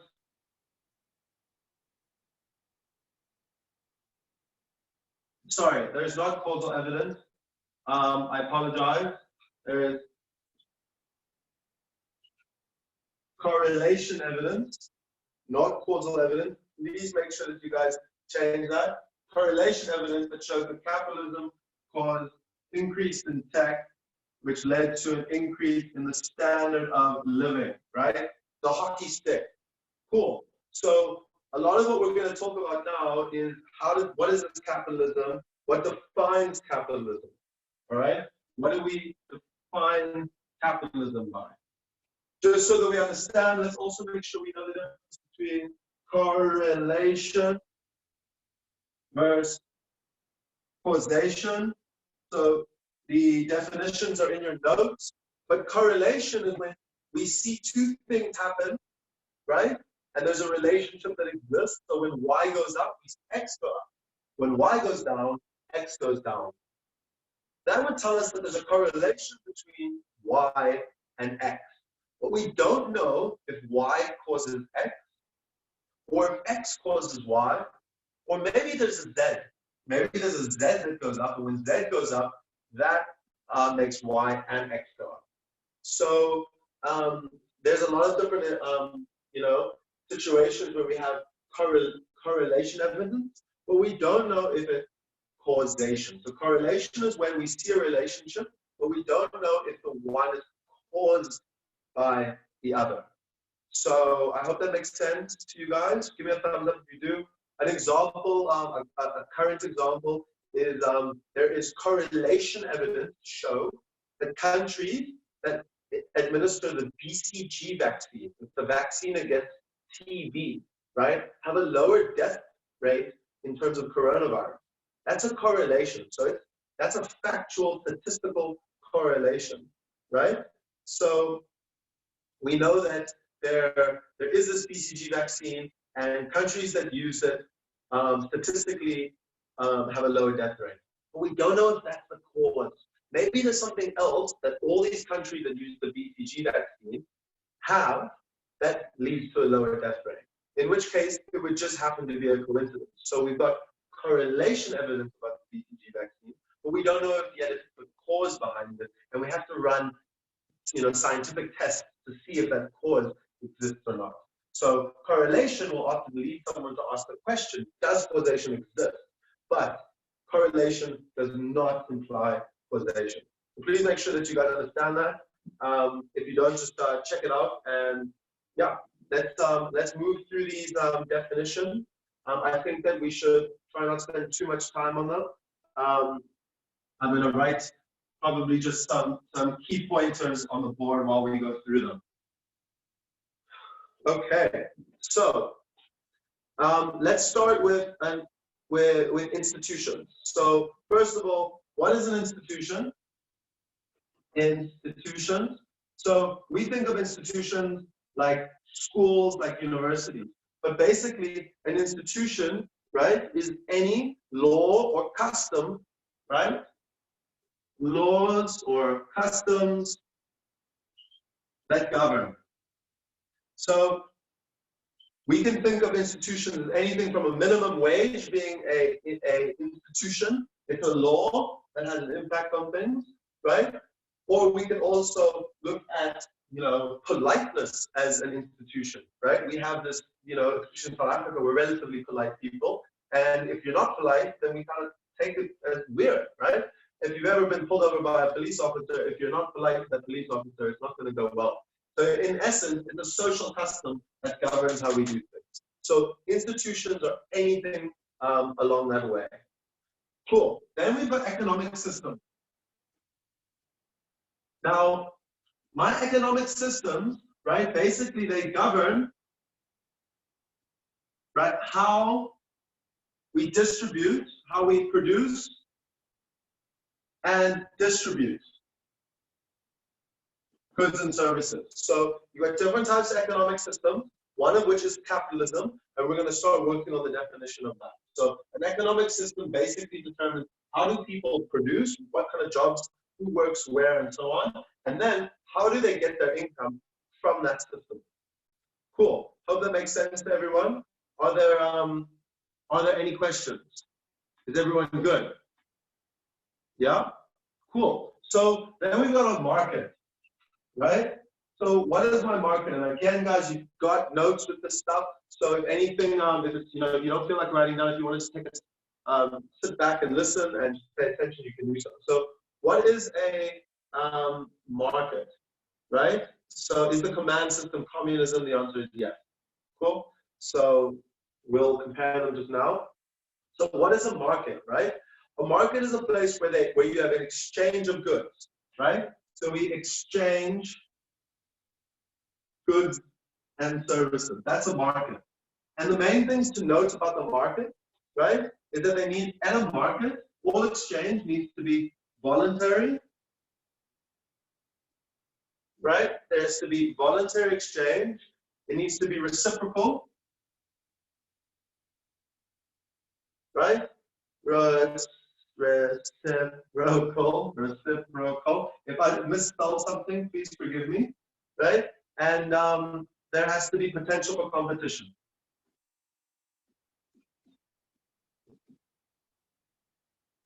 So these are the three things that you want to check for if we're figuring out if there is a market, right? So what do I mean by these three things? I just mean that it needs to be voluntary. No one's forcing anyone to do anything. You come there, right? And you trade on your own volition, right? It needs to be reciprocal, which means it's an exchange. It goes both ways. There's mutual benefit and there's potential for competition. It's not just one person and one person who are exchanging, right? That one person has the potential at least to decide between a few people. If though one person has the better product and basically takes over the market, that's another story, okay? So I hope that makes sense to everyone. Are there any questions about anything? Are we good? Yeah, some thumbs up around here. Cool, we're good. So we want to then talk about firms, right? So I'm just going to draw that line there just to make sure everything's cool. So what is a firm? It's a way of organizing production, right? With a few particular characteristics. So I'm rather going to talk about what the characteristics are, right? So the first thing is we've got one or more individuals who own capital goods and use them for production, okay? So we own capital goods and these produce. So that's the first thing about a firm, all right? The next thing about a firm is that there are employees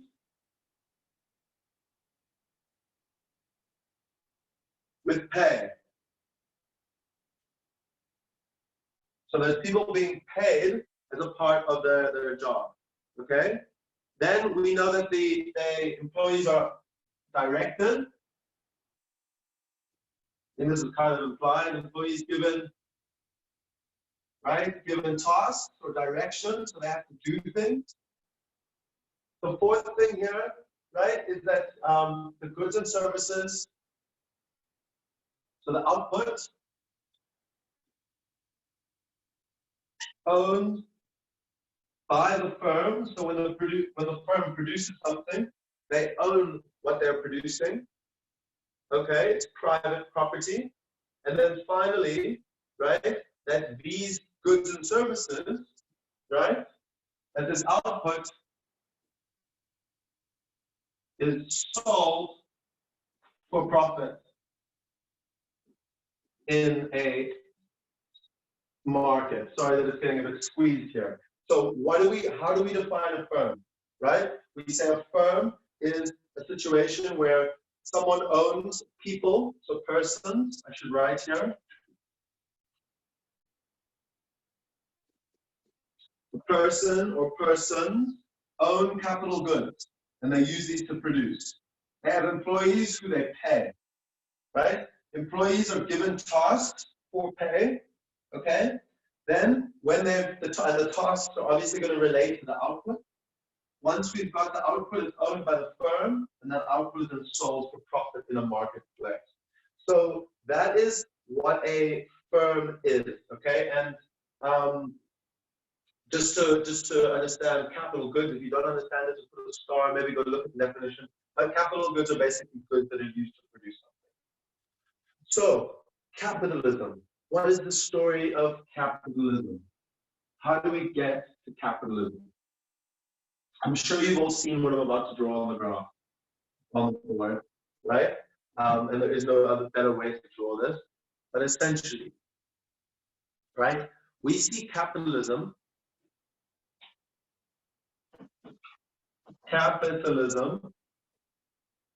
when we've got private property,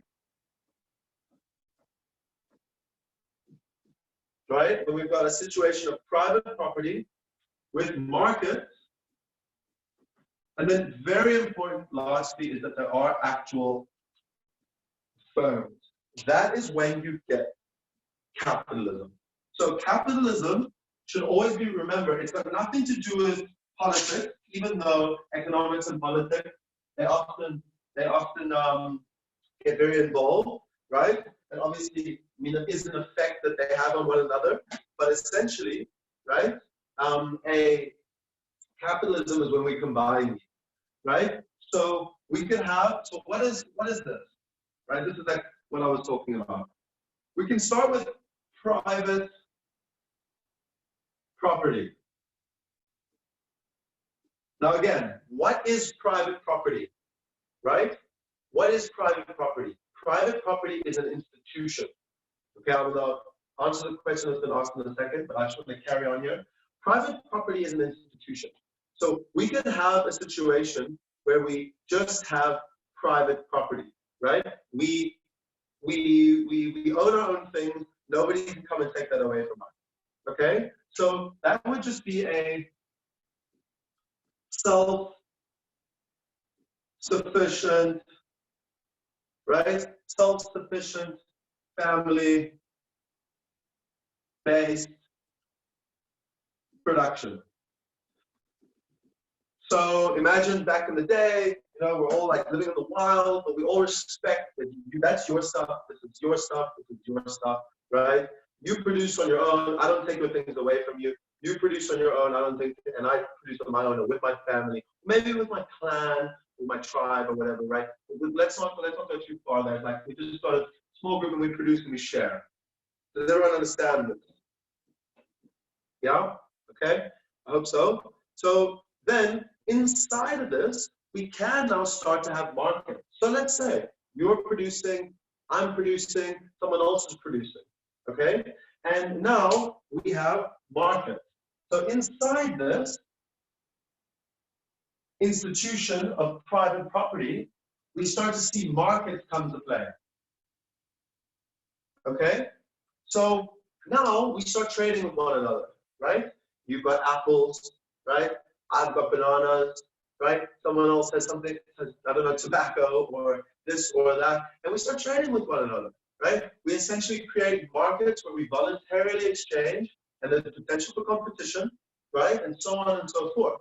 So in this situation, right, this would be a market economy with family-based production, okay? So this is a market economy with family-based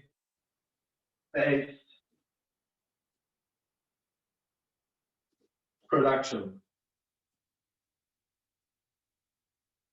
So each family, or each tribe, or each clan, or each group essentially work together to produce their things, and then there are markets, right? There are markets. Now, a lot of people would turn around and say that this is capitalism. But what we're learning is that this is not capitalism. Capitalism exists when we then include firms.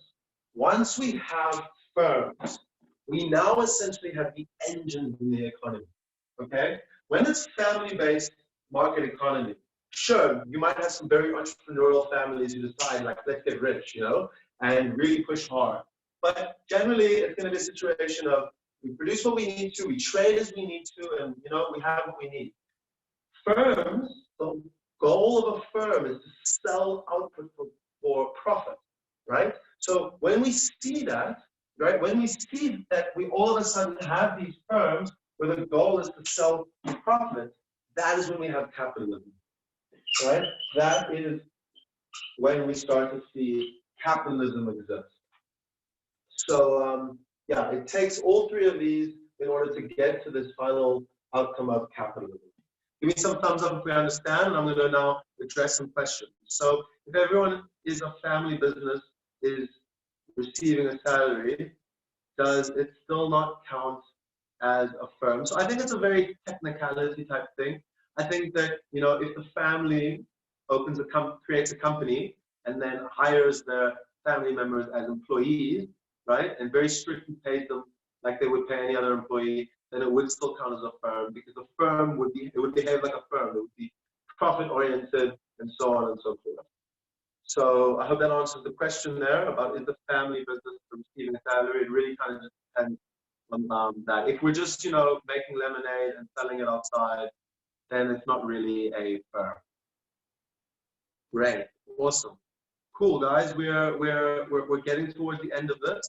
So yeah. So the main thing is, again, talking about the effect of capitalism, and this is in the notes. So I'm not really going to write much on the board here, but basically the effect of capitalism. We found that when capitalism, when we started to get these institutions, the last one being firms, right?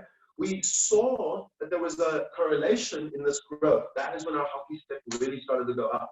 And there is studies that say that it could have been due to capitalism. So once again, there's no causation, but it may have been capitalism may have pushed this growth because it would have had an effect on technology and specialization.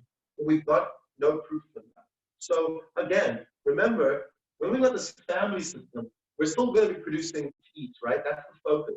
And I think that in this market economy with family-based production, we're probably still going to always produce the things that we need, and then maybe a bit of extra of this and extra of that so we can trade, right? When you've got firms, though, we start to specialize. We start to specialize intensely. This firm focuses on this. This firm focuses on this.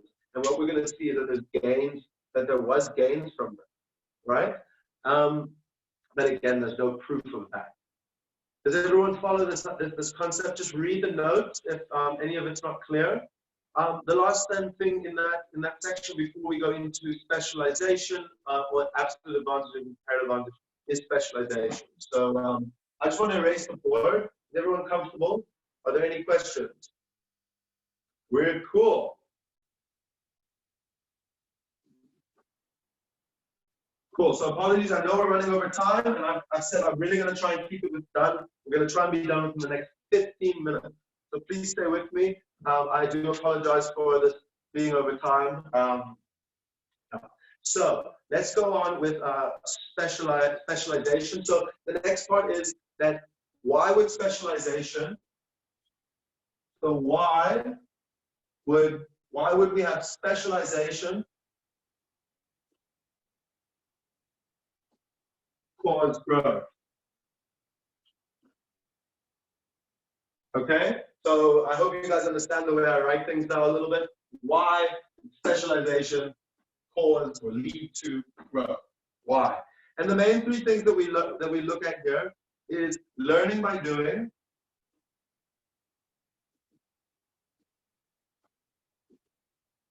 okay? The second one is my differences in ability.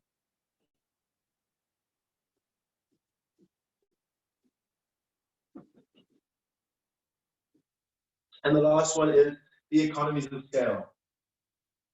Ecos of scale. All right, so basically what this is just, what this is saying to us, right, is that in the situation, we saw where people specialize. So again, what is specializing? We're all focusing on different aspects of production in the economy. And I think that the first one is pretty simple, it's pretty self-explanatory. Learning by doing means we get better and better. So if I focus only on tutoring, right, and producing tutoring products and running a tutoring business, then we're going to see that my ability to do so is going to get a lot better. But if I was doing tutoring and I was, farming corn on the side and apples and all the other things that I needed, right, then I wouldn't have as much time to focus. So the more that we do something, the better we get. Okay. The second is just difference in ability, right? You focus on what you're good at. You are good at. So, I started tutoring because I figured out I was pretty good at explaining things. Okay, I wouldn't have done this if I wasn't. Okay, likewise, I wouldn't go start a farming business because I'm not, that's not where I'm good. Some people are better at certain things than others. And the last thing is economies of scale. Okay, right? Ability to spread fixed costs. So we see that as a production gets larger, if I focus only on producing one thing, then I can produce a lot of that. And when I do that, I can spread my fixed costs, which means, let's say I needed to buy a factory to produce something. Then, if I buy that factory, but I'll only produce a little bit, then the cost of that factory, right, has to be paid for by the little bit of production I have. So I'm going to have to set quite a high price. If I then use the same factory to produce a lot more, I can then spread that fixed cost over a much larger quantity, right? And therefore I can drop the price there. And that would have caused much more growth because we would have been able to, trade things at lower prices.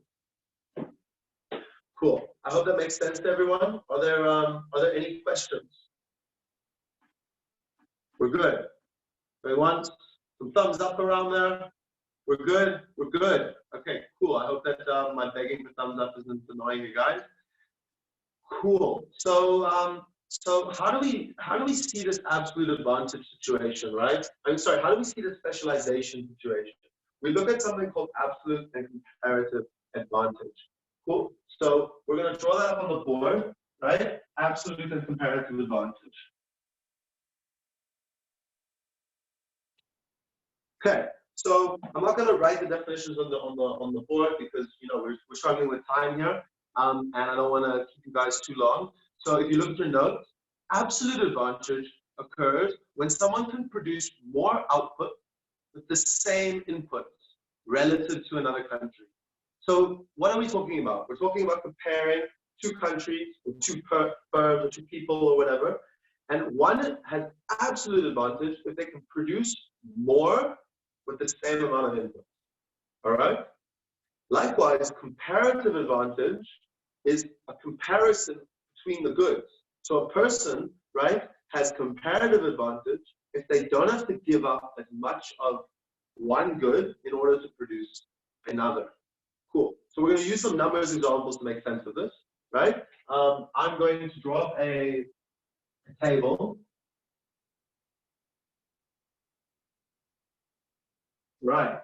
And so let's say this is we're looking at South Africa and Zimbabwe. Okay, South Africa and Zimbabwe. And over here we have wheat, and over here we have corn.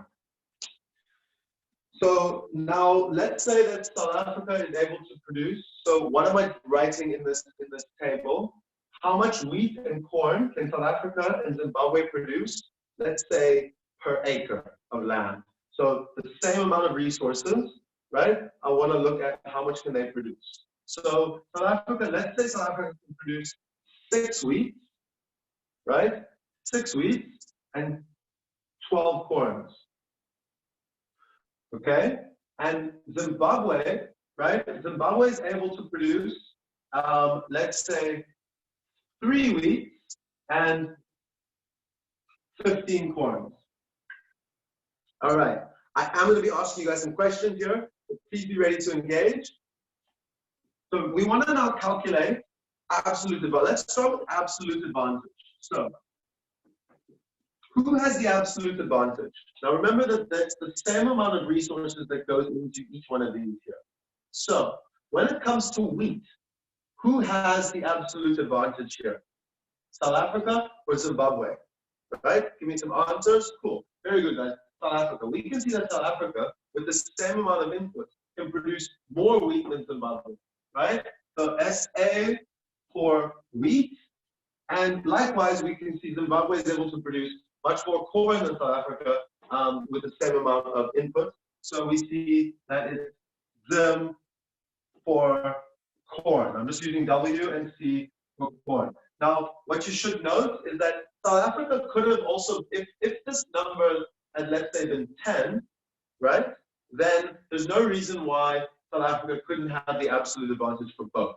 So it is possible for one country to have absolute advantage in both of our things, right? Which is different than our comparative advantage situation. Is everyone with me? Any questions about absolute advantage? We're good. So how do we calculate the comparative advantage, right? And there's a tool that we're going to use, and I want you guys to see this. So we're going to do an SA comparison, right? And we're going to do a Zimbabwe comparison, okay? So starting with the SA comparison, what we're saying basically here is that South Africa has a choice, right? When they are producing at full capacity, you can decide if you want to give up wheat for more corn, or if you want to give up corn for more wheat. Does everyone understand that, right? So if you're producing at full capacity, you have a choice between, you know, trading these potentially, giving up some land so that you can produce more wheat or more corn. So when we're doing this, right, I want you guys to say 6 W's equal 12 corns. For every 6 wheat I have, I'm able to exchange these for 12 corns. So 6 wheat can be turned into 12 corns. So now let's solve for wheat. Wheat is therefore equal to 2 corns. For every 1 wheat, I'm going to have to give up 2 corns. Or if I solve for corn, 1 corn is equal to a half a wheat. So what we call these are our relative prices, essentially. The price of a wheat is 2 corn. I need to give up 2 corns for 1 more wheat. And if I want 1 more corn, I have to give up a half a wheat. Okay? So these are my opportunity costs. Opportunity cost. If I produce 1 corn, I've lost out on the opportunity of a half a wheat, and so on and so forth. I hope everyone understands that. We're now going to move on to Zim. Okay, so Zim, we see is 3 wheat equals 15 corns. 3 wheat equals 15 corns. So how much does 1 wheat equal? Well, if I take 15 and I divide it by 3, that's 5 corns. right? That's 5 corns. And likewise, if I solve for corn, it's equal to a fifth of the wheat. So, my question is to you. Who has the comparative advantage now in wheat, and who has the comparative advantage in corn? And to figure out comparative advantage, we want to say, right? A person or a country has comparative advantage in a product when producing an additional unit of that requires a decrease in a production of another that is less than the other country. So these words sometimes get confusing. Let's go straight into the example. If I'm looking at wheat, right? For South Africa to produce 1 wheat, they have to give up 2 corn. For Zimbabwe to produce 1 wheat, they have to give up 5 corns. So in terms for wheat production, who has the lowest opportunity cost? Please give me an answer. Does South Africa have a lower opportunity cost? Or does Zimbabwe have a lower opportunity cost? Right? South Africa has a lower opportunity cost. So we see that South Africa has the comparative advantage for wheat. And because of the way that the numbers work, if they have the comparative advantage for wheat, Zimbabwe might have a comparative advantage for corn. Because here, when we move down, these are just inverses. So what we see now is that when we look at the cost of corn, the opportunity cost of corn, we see that the cost of corn for South Africa is half a wheat. But for Zimbabwe, the cost of corn is 1/5 of a wheat. So that tells us that Zimbabwe has the lowest opportunity cost of corn, and therefore, right, SA, and therefore they have the comparative advantage for corn. So we say SA for wheat and Zim for corn. Give me a thumbs up if that makes sense to you guys, right? Give me a thumbs up if we understand that. Cool, awesome stuff. If there's any questions, now's the time. So I think this is the main thing to really pay attention to. Your steps are to set them equal to each other based on the information provided to you. It might not be like this, it might be in Word. Then you solve for each of the variables separately, and you then compare across who has the lowest opportunity cost. That's what you're trying to identify. All right. So the question of please explain internal versus international terms of trade. Okay. So this is something that that I'm going to have to address in an email. So I'll send you guys a thing about that. I'm not prepared to address that directly right now. Just don't have it here. So you can't have the same country have comparative advantage for goods. The answer to that question is yes. If you want to ask, you can't. Is it true that you can't have the same country have comparative advantage for all goods? The answer to that question is yes. You're only going to have one. Either no countries have comparative advantage. If you worked out that this was W equals 2C and this was W equals 2C, then they would be the same. There would be no comparative advantage at all. But if one country has the comparative advantage in the one good, then that means that you do have comparative, the other country has the comparative advantage in the other good. Cool. Are there any other questions about that stuff? Is everyone happy with that? Fantastic. Great. So I think that we're going to call it there. I'm just going to read through this last section that I have here, which is in your note. So the basic idea is just now going back to capitalism, right? So no, let me just quickly actually say, why did we do this process? We did this process to show that South Africa, in this example, is better at wheat, and Zimbabwe is better at corn. So in terms of trade that I was asked about, which I will send out something about later. But just in terms of trade, in this situation, it would be best for South Africa to produce wheat, for Zimbabwe to produce corn, and for them to trade with one another. And as long as they can find a price that sit in between these two, right? They'll be happy. So for example, they could trade wheat for corn at a price of 1 wheat for 4 corn. That would make South Africa happy, because when they get wheat, if they were to change themselves, they would only get 2 corn. But if they can get 4 corn, they'll be very happy, right? Likewise, at that same price, that would mean that for every corn that Zimbabwe produces, they will get a quarter of a wheat in exchange, which beats what they can produce at home. So what this shows is that they can trade, right? SA should produce wheat, Zim produce corn, trade at price between these opportunity costs. Apologies for the marker being a bit light. All we're saying is SA should produce wheat, Zimbabwe should produce corn, and they should trade at a price that sits between the opportunity costs, because then they'll be both happy. Great. So the last thing that I just wanted to say is just to discuss why is capitalism dynamic?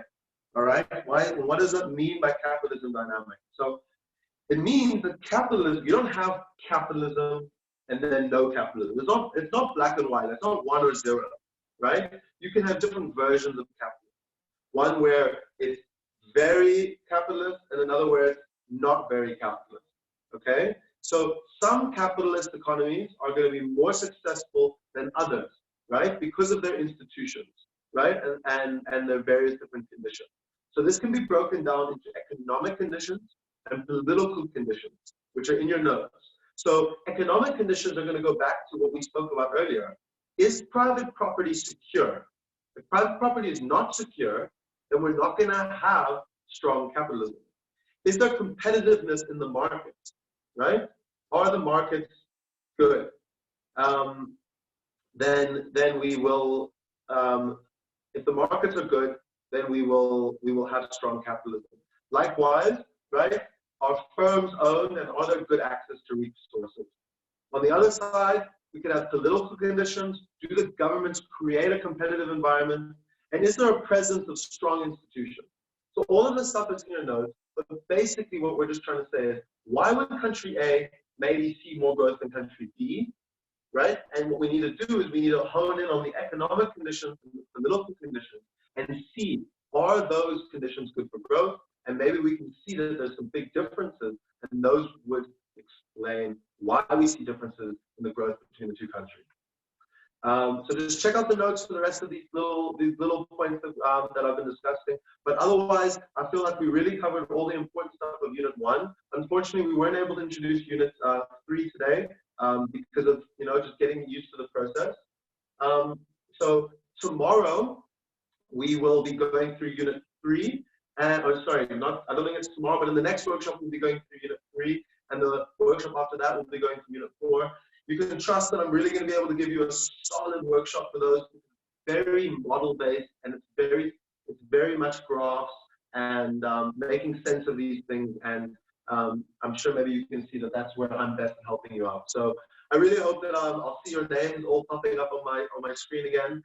And I'm just going to address these last few questions, but otherwise, guys, thank you very much. So, Abigail, when you say strong capitalism, do you mean that the strength of the economy or the degree of the capitalism? So I maybe misspoke there, or just muddled up my words. So what I meant by strong capitalism is I meant that these economic conditions provide, well, for a very strong economy. So I think I did mean strength of growth, strength of the economy. So, but I think I might have mixed them up. So basically what I mean is, if private property is good, it's secure, if the markets are highly competitive, and if the firms, right, are based on ability and are efficient, then we're going to have a strong economy. And that means, and that's also because the institutions of capitalism are very well protected in that example. Now, I just want to say, guys, this is what I'm teaching you is out of this unit. This doesn't mean that capitalism is the only way forward, right? There are ways in which we can protect those, but still have social nets and social welfare. So just like a side note, don't now go run away and think capitalism is the only way forward, right? This is a model in a box, and this is a lens that we're looking through. Cool, guys. If you have any questions, please let me know. Otherwise, give me a thumbs up if you found that helpful, if you found that useful, and I really appreciate seeing you all here, guys. You know, I don't want to beg or anything, but times are tough for us all out here. We're also struggling through this crisis. So if you can tell your friends about how great the workshop was, if you can take a photo of it now, tag us on Instagram at SmartPrepZA, and yeah, just please spread the word about what we're doing here. And if you found it helpful, we'd appreciate it if you let other people know. Otherwise, if that's it, my phone number was there. I will, yeah, I'll be able to respond to any questions or anything. I don't see any questions coming through in the chat. So in a couple of moments, I'm going to end this meeting. And yeah, so thank you guys very much. And I look forward to seeing you guys at the next workshop. Cool. Last chance for any other questions. Thank you, Abigail, for the claps. Thank you, guys. Cool. I look forward to seeing you all. Take care.